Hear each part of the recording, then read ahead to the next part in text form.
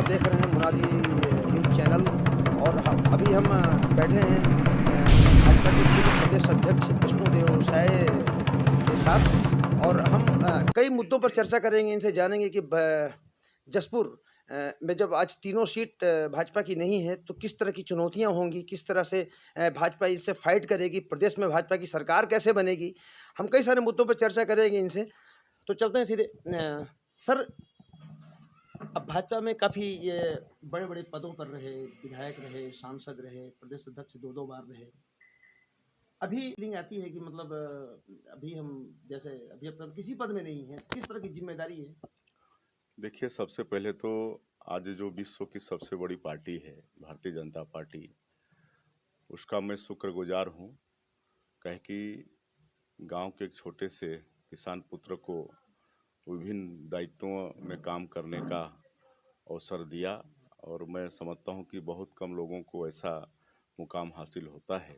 और आज मैं भले किसी भी दायित्व में नहीं हूँ, लेकिन इतना उपकार मेरे ऊपर पार्टी का है कि मैं आजीवन पार्टी के लिए काम कर सकता हूँ और अच्छे से काम करेंगे। पूरा जसपुर जिला पर अब चिंता होगी। तीनों विधानसभा मतलब पिछले विधानसभा के चुनाव में हम लोग हार गए हैं, हमारी पार्टी हार गई है। अब हमारा एक प्रयास होगा अपने अनुभवों के आधार पर कि सभी कार्यकर्ताओं के साथ मिलकर आने वाले साल 2023 के विधानसभा चुनाव में जो तीनों सीट है विधानसभा की, जसपुर, कुनकुरी और पत्थलगांव, उसको भारतीय जनता पार्टी की झोली में डालें। सवाल यही ऐसा एक वक़्त था जब आपका मतलब ये पार्टी सत्ता में थी, सारा कुछ था और अब की स्थिति ये है कि सरकार भी हमारी नहीं है। कि कांग्रेस पार्टी के कथनी और करनी में एकरूपता नहीं है और आज़ादी के बाद से ही कांग्रेस पार्टी अनुसूचित जनजाति को वोट बैंक के रूप में इस्तेमाल की है, लेकिन उनके हित में कभी काम नहीं की।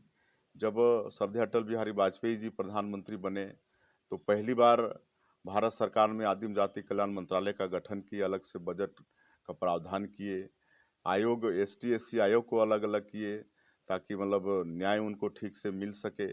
और भाजपा सरकार में कई ऐसे काम हुए जो मतलब सीधे सीधे आदिवासियों को फायदा पहुंचाए, ऐसा जबकि कांग्रेस के लंबे शासन के कार्यकाल में ऐसा नहीं हुआ और इस बात का मूल्यांकन आज अनुसूचित जनजाति वर्ग कर रहा है। एक तो आदिवासियों का जो आरक्षण का मामला है, सीधे सीधे 12% सरकार की लापरवाही के कारण कम हो गया है। सरकार हाईकोर्ट में अपना पक्ष मजबूती के साथ नहीं रख पाई, कोई अच्छा अधिवक्ता वहाँ पर नहीं किए और इसलिए मतलब सीधे सीधे 32% से 12% घटकर आज 20% आदिवासियों का आरक्षण रह गया है और इसका भी भारी आक्रोश मतलब आदिवासी वर्ग में देखा जा सकता है। सर, अब छत्तीसगढ़ के काफ़ी सीनियर नेता हैं, काफ़ी मतलब एक आदिवासी वर्ग से बिलॉन्ग करते हैं और ऐसा मतलब छत्तीसगढ़ में कि उसको दोहराया जाएगा दोबारा। जैसे मतलब मतलब सवाल उठते हैं, चर्चाएँ उठती हैं कि आदिवासी मुख्यमंत्री चाहिए। आपके पार्टी के जो सीनियर लीडर हैं, वो भी कभी-कभी बीच में इस मुद्दे को उठाते हैं। तो इसको किस रूप में लेते हैं? देखिए, जहाँ तक आदिवासी मुख्यमंत्री की बात है, ऐसा नहीं है कि भारतीय जनता पार्टी में आदिवासी मुख्यमंत्री नहीं बनाए जाते हैं। झारखंड में भी बनाए हैं, आसाम में भी बनाए हैं और ये केंद्रीय नेतृत्व तो तय करता है, इसकी एक व्यवस्था है, वो भी ये दे नहीं पा रहे हैं। एक तो आदिवासियों का जो आरक्षण का मामला है, सीधे सीधे 12% सरकार की लापरवाही के कारण कम हो गया है। सरकार हाईकोर्ट में अपना पक्ष मजबूती के साथ नहीं रख पाई, कोई अच्छा अधिवक्ता वहाँ पर नहीं किए और इसलिए मतलब सीधे सीधे 32% से 12% घटकर आज 20% आदिवासियों का आरक्षण रह गया है और इसका भी भारी आक्रोश मतलब आदिवासी वर्ग में देखा जा सकता है। सर, अब छत्तीसगढ़ के काफ़ी सीनियर नेता हैं, काफ़ी मतलब एक आदिवासी वर्ग से बिलॉन्ग करते हैं और छत्तीसगढ़ ये इम्पैक्ट क्या होगा आपके हिसाब से?